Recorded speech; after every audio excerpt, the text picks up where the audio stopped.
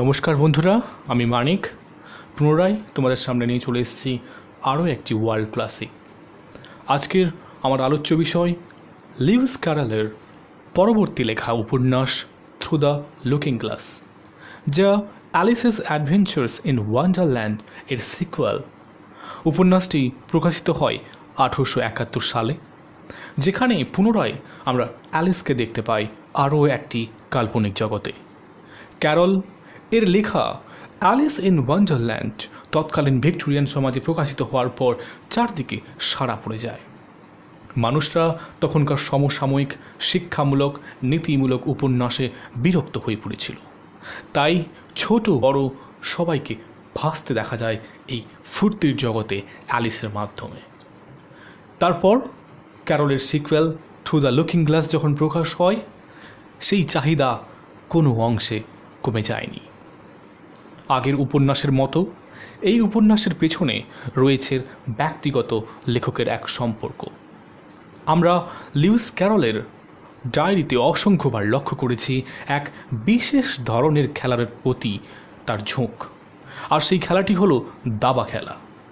দাবা খেলা উৎপত্তি 6ষ্ঠ শতকে ভারতে, এবং এই নামটি ভারতে প্রচলিত ছিল চতুরঙ্গ নামে, যা সংস্কৃত শব্দ থেকে নেওয়া হয়েছে, যার অর্থ হিসেবে দেখানো হয়েছে তখনকার ভারতীয় সৈন্যবাহিনীর গতি প্রকৃতি।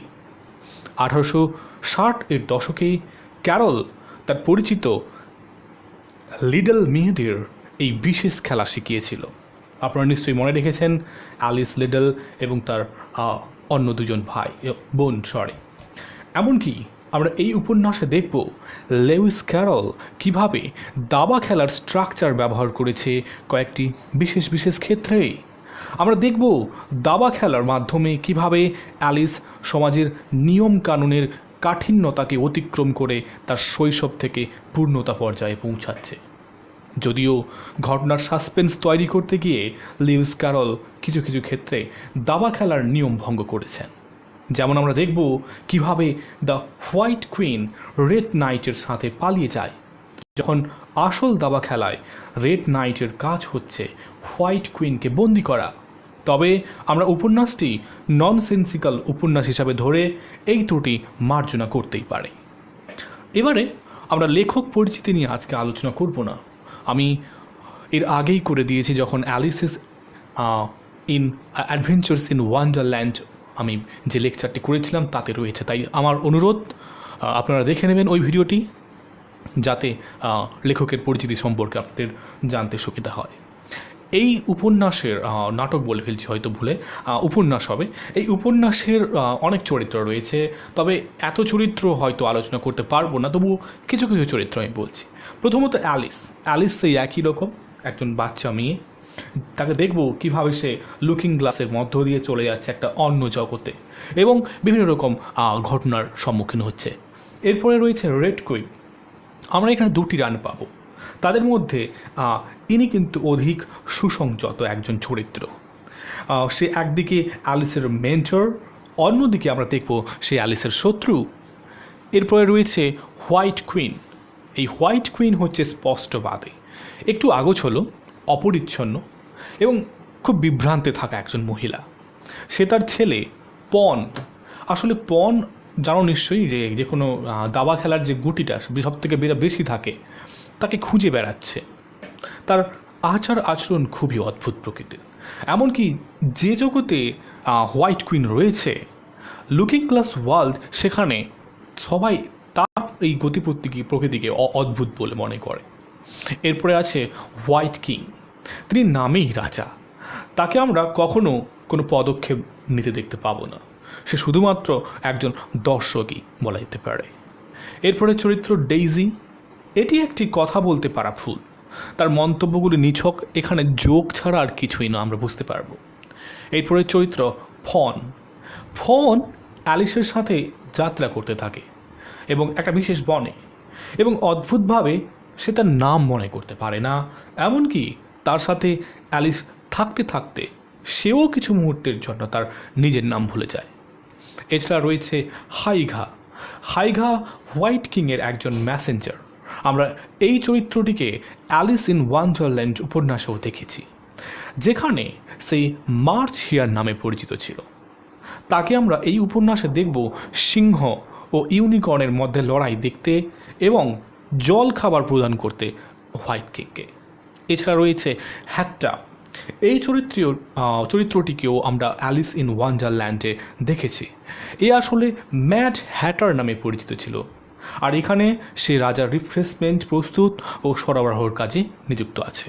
এছাড়া আমরা দেখব হামটি ডামটি। এটি একটি কথা বলতে পারা ডিম, আমরা নাম শুনেছি। এরপরে রয়েছে লিলি।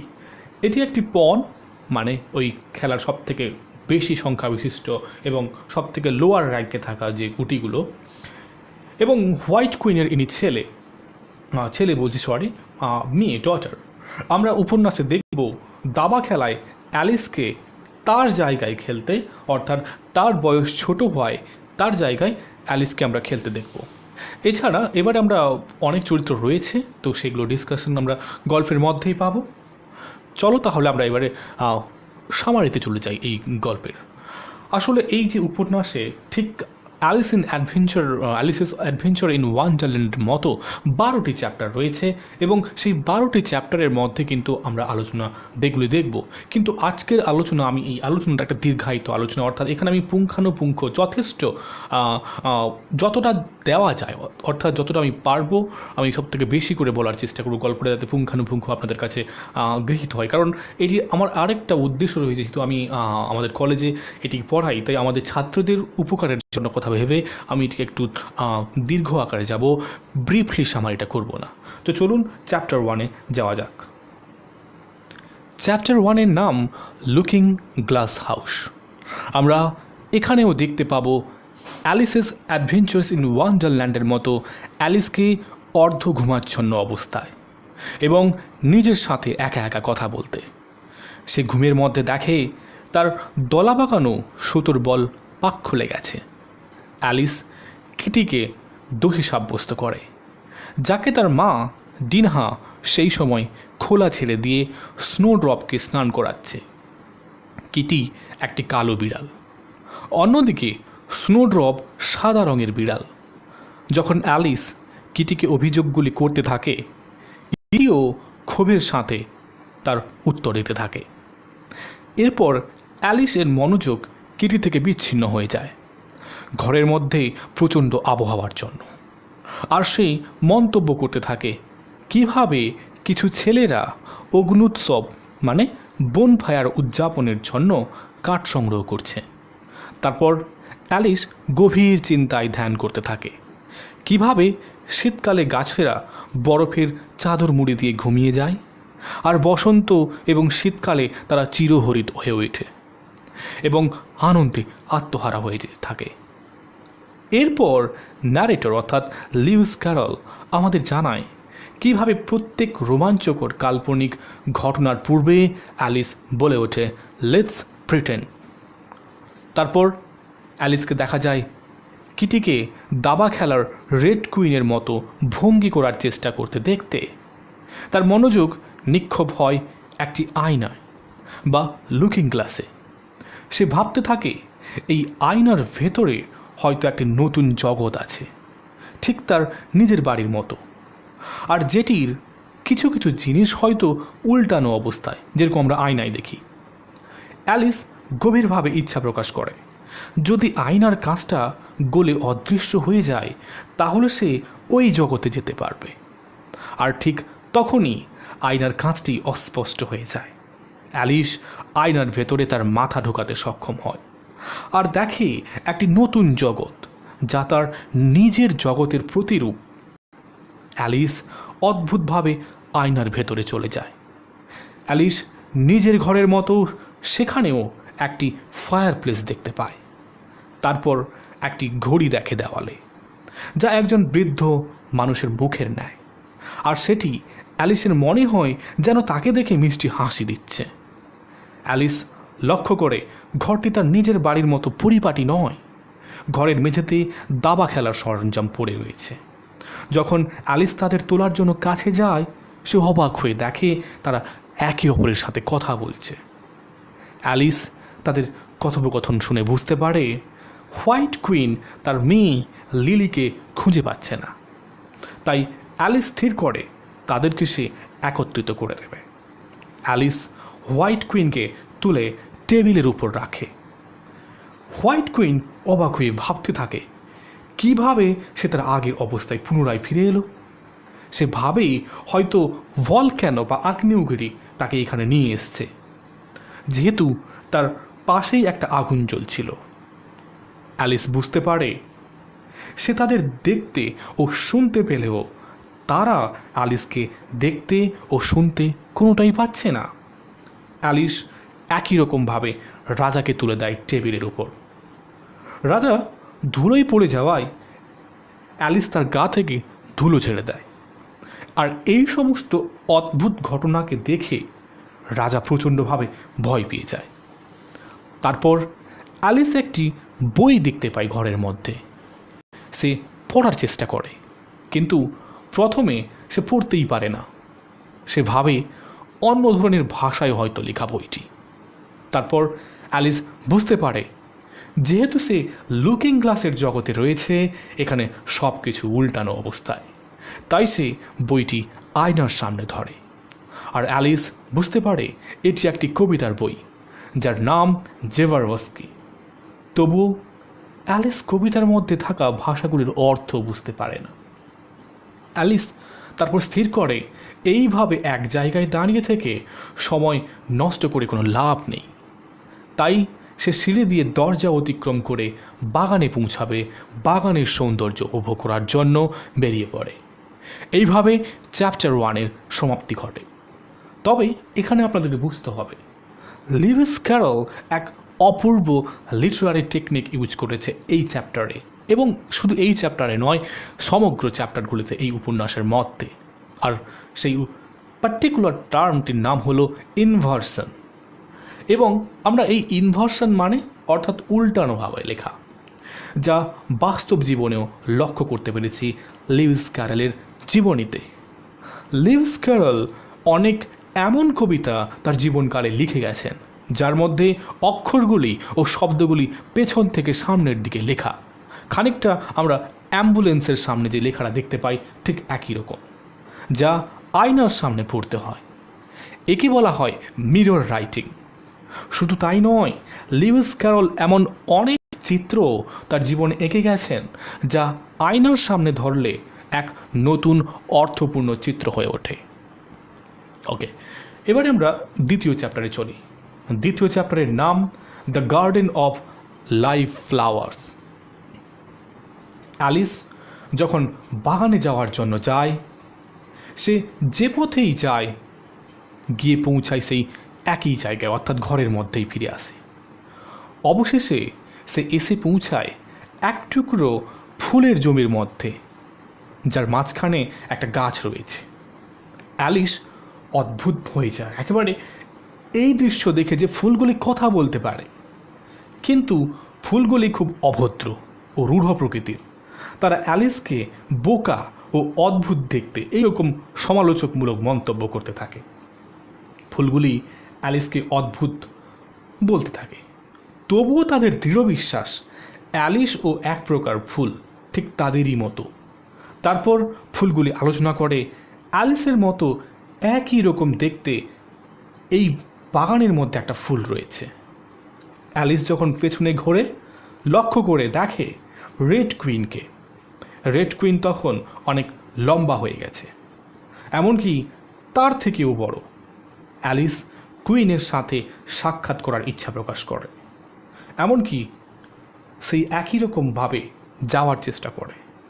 ফুলগুলি বাধা দেয়, তবু সে বাধা দেওয়া সত্ত্বেও সে চেষ্টা করে রানীর কাছে পৌঁছাতে।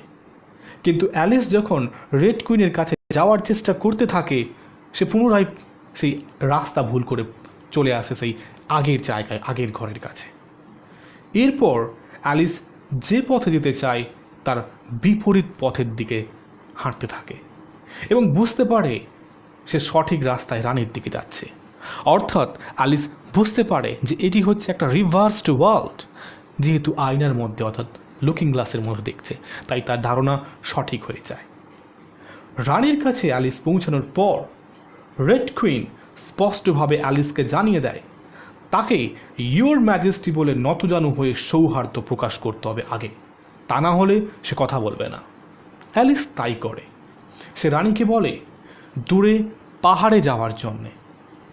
রেড কুইন বলে এটি পাহাড় নয়, এটি একটি উপত্যকা। অ্যালিস রানীকে অভিযোগ করে আজে বাজে বা ননসেন্সিক্যাল কথা না বলার জন্য। রানী অ্যালিসকে দাবি করে অ্যালিস ননসেন্সিক্যাল কথা বলছে, তিনি নয়। আর তিনি যে সমস্ত কথাগুলো বলছে সেগুলি সেন্সিক্যাল, র্যাদার অ্যালিসই ননসেন্সিক্যাল কথা বলছে। তারপর যখন তারা পাহাড়ের উপর পৌঁছায়, অ্যালিস ভালো করে লক্ষ্য করে সমগ্র জায়গাটি এবং দেখে জায়গাটি দুটি ভাগে একই আকার বিশিষ্ট বর্গাকারে বিভক্ত। অ্যালিস বুঝতে পারে জায়গাটি একটি দাবা খেলার ন্যায়। অ্যালিস ইচ্ছা প্রকাশ করে সেও এই খেলায় অংশগ্রহণ করবে। তারপর অ্যালিস লক্ষ্য করে সে ও রানী দুজনেই ছুটছে। যখন তারা থামে, রানী অ্যালিসকে বুঝিয়ে বলে এই জায়গায় নিজেকে নিরাপদে ও অক্ষত রাখার জন্য সবাইকে ছুটতে হয়। রানী অ্যালিসকে আশ্বস্ত করে বলে সেও সেই খেলায় অংশগ্রহণ করতে পারবে, এমনকি সে রানীও হতে পারবে যদি অ্যালিস চায়। রেড কুইন অ্যালিসকে তারপর চেস খেলার নিয়ম সম্পর্কে বোঝায়। সে অ্যালিসকে বলে তাকে এই খেলা শুরু করতে হবে পন অর্থাৎ সবথেকে ছোট দান হিসাবে। সাধারণত এখানে দুটো থাকে, কালো এবং সাদা, তো সে বলে তাকে হোয়াইট অর্থাৎ সে একজন মহিলা তাই অর্থে। তারপর আরও কিছু নির্দেশ দেয় অ্যালিসকে কোথায় যেতে হবে এবং কার সাথে সাক্ষাৎ করতে হবে, এবং এই বলে রেড কুইন অদৃশ্য হয়ে যায়। এইভাবে দ্বিতীয় চ্যাপ্টারের পরিসমাপ্তি ঘটে। তবে আমরা এখানে রেড কুইন তাকে অনেকে মন্তব্য করেছেন যে ইনি নাকি অন্য কেউ নয়। লিউইস ক্যারলের ব্যক্তিগত জীবনে থাকা সাক্ষাৎ হওয়া ওই তিনজন মেয়ের পরিচারিকা বা গভর্নেস আমরা বলতে পারি, আর তার নাম ছিল মিস পিকেট। এছাড়া চেস গেম বা দাবা খেলা একটি উদীয়মান মেটাফোর আমাদের সাহিত্যে, যা আমরা প্রতিনিয়ত লক্ষ্য করেছি।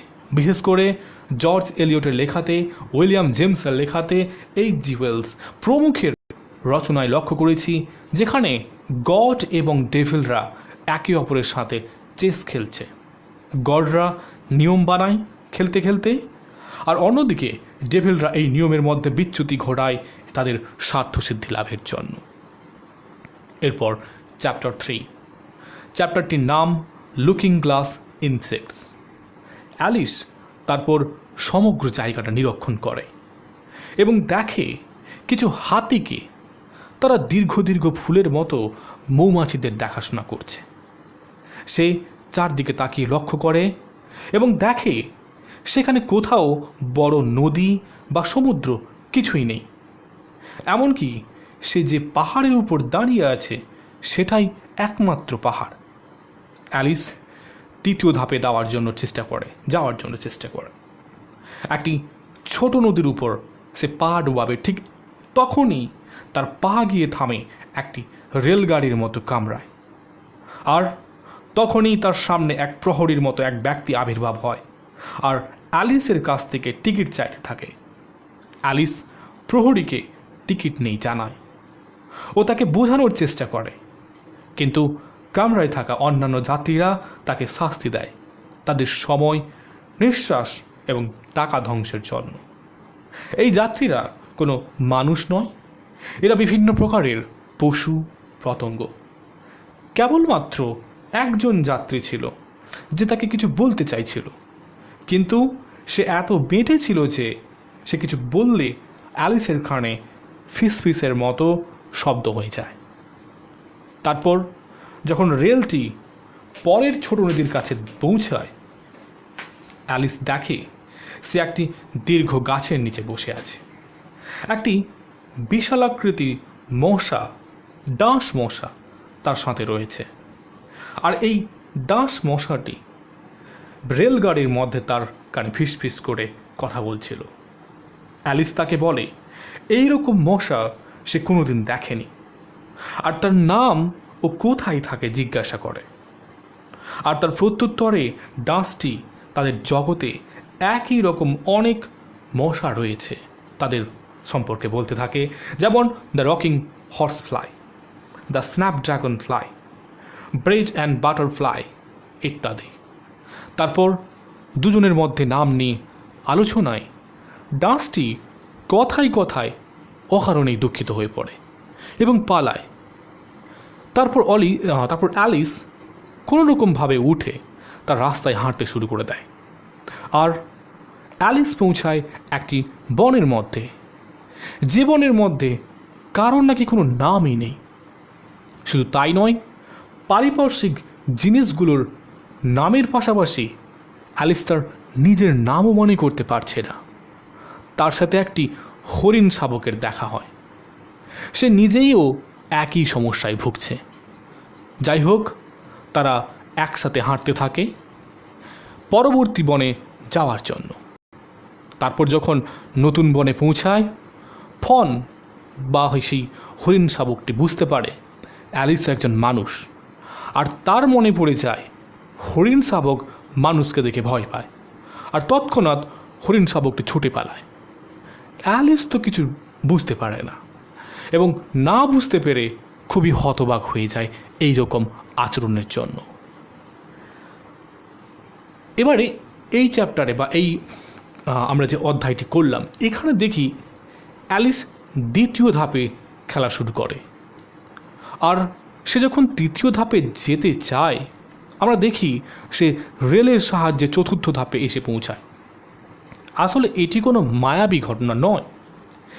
এর দ্বারা ক্যারল সবার কাছে দাবা খেলার প্রাথমিক নিয়ম সম্পর্কে অবগত করাচ্ছে।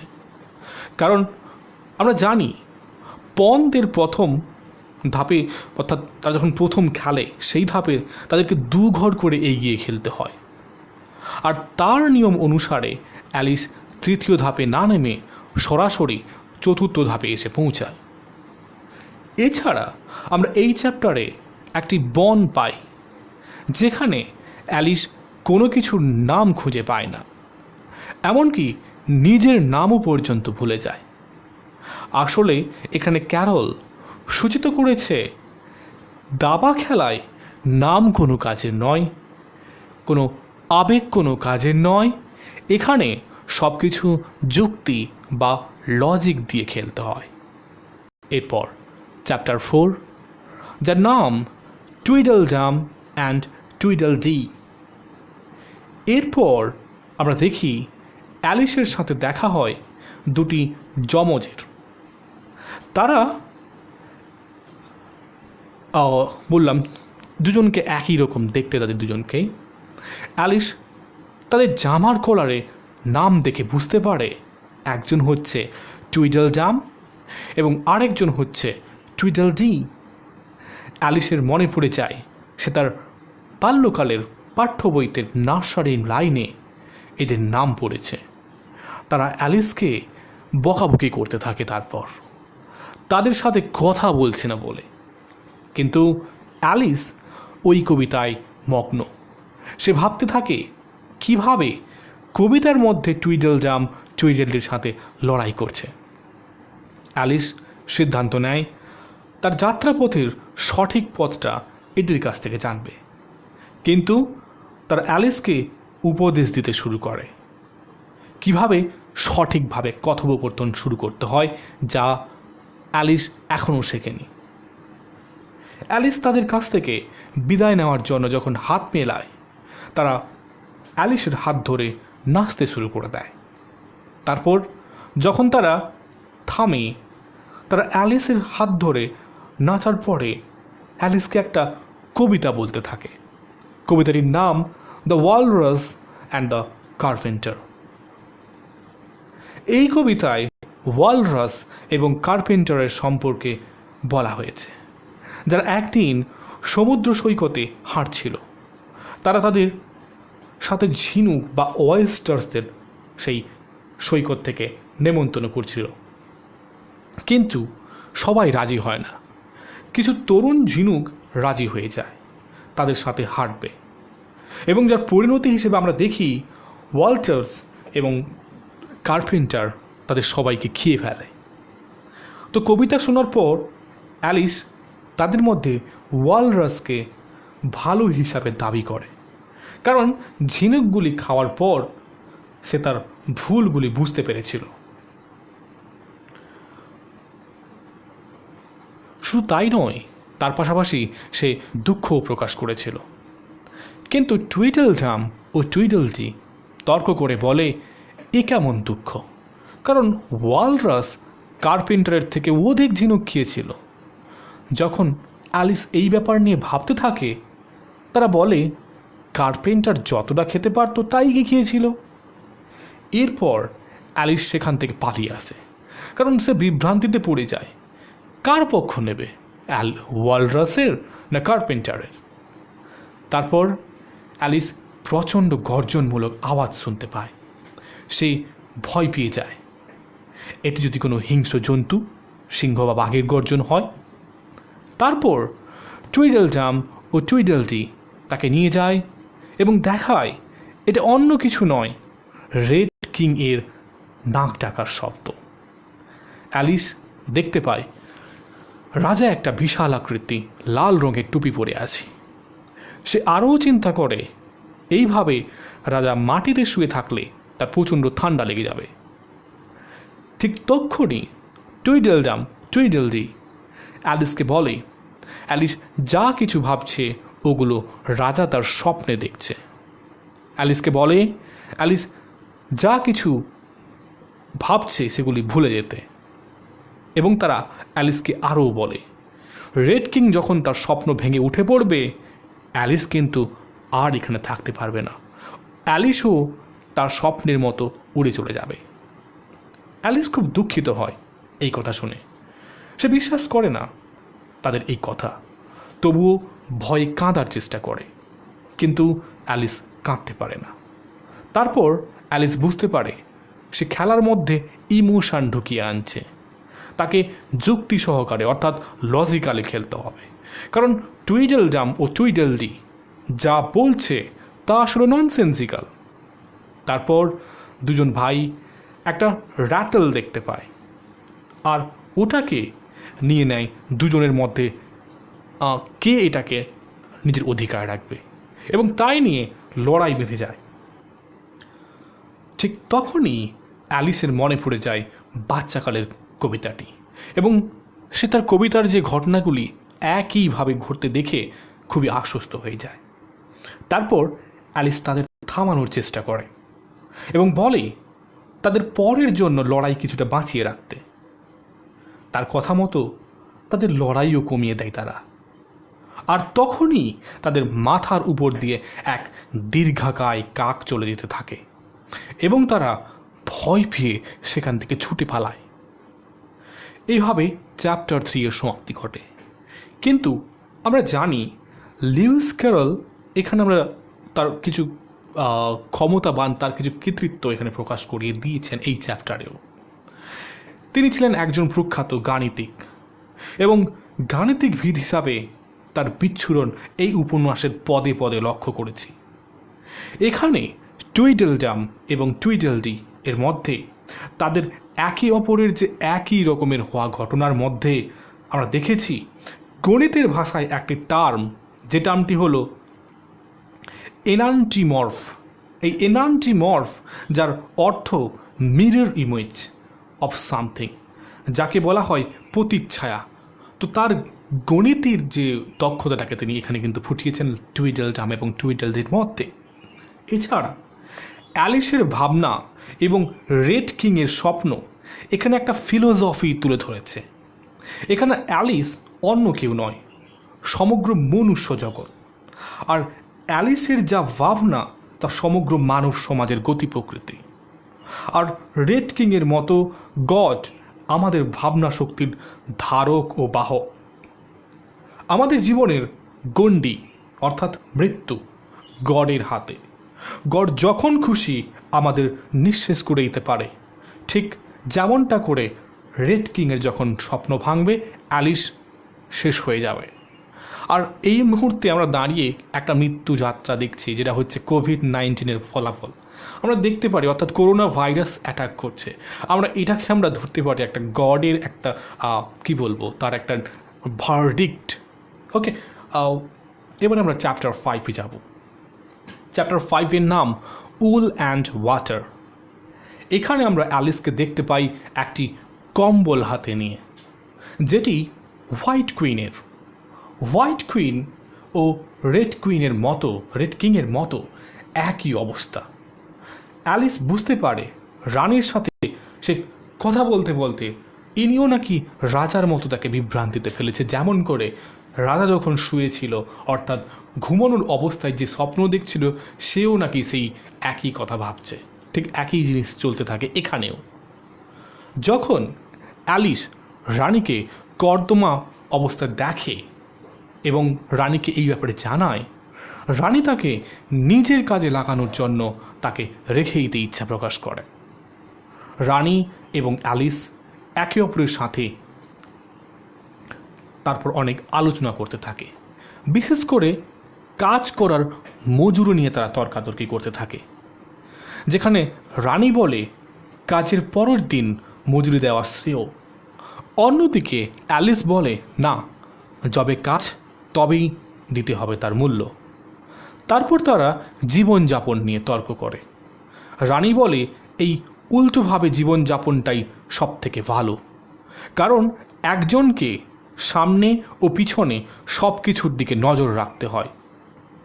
এছাড়া কোনো দণ্ড দেওয়ার আগে, অর্থাৎ কোনো শাস্তি দেওয়ার আগে তাদের কাছে শ্রেয় যদি কোনো দণ্ডনীয় কাজ করার মাথায়, অর্থাৎ কারোর যদি মাথায় দণ্ডনীয় বা কোনো দণ্ড করার বা কোনো অপরাধ করার কোনো সিদ্ধান্ত থাকে, সেই সিদ্ধান্তটাই কিন্তু আর হবে না। অর্থাৎ রানীর মতে দণ্ড করার আগে তাকে শাস্তি দিয়ে দাও। এরপর অ্যালিস খুব দুঃখিত হয়ে পড়ে, নিজেকে সম্পূর্ণ একাকী অনুভব করে এই একটি অদ্ভুত জগতে। রানী তাকে সান্ত্বনা দেওয়ার চেষ্টা করে। রানী অ্যালিসকে যখন নতুন কিছু ভাবতে বলে, অ্যালিস হাসতে থাকে রানীর এই আচরণে। তারপর রানী অ্যালিসকে জোর করে যে তাকে কিছু অভ্যাস করতে হবে, বিশেষ করে অসম্ভবকে তাকে সম্ভব ভাবতে হবে। আর তার পর মুহূর্তে তারা ঝাঁপ দেয় পরবর্তী ছোট নদীতে এবং তারা যাবে পরবর্তী ধাপে, অর্থাৎ চতুর্থ থেকে পঞ্চমে। আর যখন তারা নদীটি অতিক্রম করে, হঠাৎ অ্যালিস লক্ষ্য করে রানীর গলার স্বর পরিবর্তন হয়ে যাচ্ছে এবং দেখে রানী গাধায় পরিণত হয়ে গেছে। অ্যালিস তার পর মুহূর্তে পৌঁছে যায় একটি অন্ধকারময় দোকানে, যার পেছনে ওই ভেড়াটি, অর্থাৎ গাধা নয়, ভেড়াটে, অর্থাৎ সিপে পরিণত হয়ে যায়। সেই ভেড়াটি দাঁড়িয়ে রয়েছে, অ্যালিসকে উৎসাহিত করে এই ভেড়াটি এবং অ্যালিসকে মনস্থির করতে বলে যে এই দোকানে সে কোন জিনিস কিনবে। অ্যালিস ভেড়াটির কাছ থেকে কিছু সময় চায়, সে চায় ভালো করে জিনিসপত্রগুলিকে দেখবে। কিন্তু দেখা হয়ে যাওয়ার পর যখন দোকানটির তাক খুলে জিনিসটি বের করতে যায়, সে আদৌ কোনো জিনিসই দেখতে পায় না। এবারে অ্যালিস দেখে সিপ বা ভেড়াটি 14 জোড়া সূঁচ দিয়ে নাকি বস্ত্র বুনছে। ভেড়া অ্যালিসকে জিজ্ঞাসা করে সে কি দাঁড় টানতে পারে। অ্যালিস জানায় সে তা করতে পারে যদি শীতকাল হয় এখন। তারপর মুহূর্তেই অ্যালিস দেখতে পায় সে একটি নৌকার মধ্যে এবং তার সাথে ওই ভেড়াটি। অ্যালিস কিছু সুন্দর সুন্দর জলজ উদ্ভিদ দেখতে পায় যাদের নাম রাসেস, এবং সে যখন নৌকার উপর তাকে তুলে নেয়, কিন্তু অবাক হয়ে দেখে নৌকায় তুলে নেওয়ার পর সেগুলি ফ্যাকাশে হয়ে গেছে। তারপর মুহূর্তে অ্যালিস অনুভব করে তারা পুনরায় দোকানটির মধ্যে ফিরে এসেছে। ভেড়াটি অ্যালিসকে জিজ্ঞাসা করে সে কী চায়। অ্যালিস ভেড়াটিকে একটি ডিম চায়। ভেড়াটি একটা ডিম দোকানটির তাকে রেখে দেয়। অ্যালিস বুঝতে পারে এখানে কোনো কিছু জিনিস হাতে দেওয়া হয় না। অ্যালিস যখন তাকটির কাছে ডিমটি কাটতে চায়, ডিমটি তার থেকে দূরে সরে যেতে থাকে। অ্যালিস যেদিকে যায় সেই দিকে কিন্তু ডিমটা ছুটতে থাকে, আর যা জিনিস দেখে সেই জিনিসগুলি একটা একটা করে গাছে পরিণত হয়ে যায়। এইভাবে পঞ্চম চ্যাপ্টারের সমাপ্তি ঘটে। আমরা এই চ্যাপ্টারে লক্ষ্য করি কিভাবে অ্যালিস ও হোয়াইট কুইনের মাধ্যমে তখনকার রেইজিং চাইল্ডহুড অর্থাৎ ভিক্টোরিয়ান সোসাইটির বাচ্চাদেরকে কিভাবে বড় করা হয় সেই নিয়ে এখানে সমালোচনা করতে। বাচ্চাদের কিভাবে আইন বা গণ্ডির মধ্যে দিয়ে যেতে হয় তা দেখানো হয়েছে এখানকার হোয়াইট কুইনের মধ্য দিয়ে, যখন তার সাথে অ্যালিসের তর্কাতর্কি হচ্ছিল এবং তাকে খেলার নিয়ম অনুযায়ী এবং এছাড়া এই চেস ওয়ার্ল্ডের নিয়ম সম্পর্কে অবগত করছিল। আজকে আর এগোবো না, আজকে আমরা পঞ্চম চ্যাপ্টারে সমাপ্ত করছি। ভিডিওটি অনেক বড় হচ্ছে, আমরা পরবর্তী ভিডিওটিতে অর্থাৎ সেকেন্ড পার্টে এর বাকি অংশটা আমরা কিন্তু সামারাইজ করব। ধন্যবাদ, ভালো থাকবেন এবং নিজেদের যত্ন নেবেন।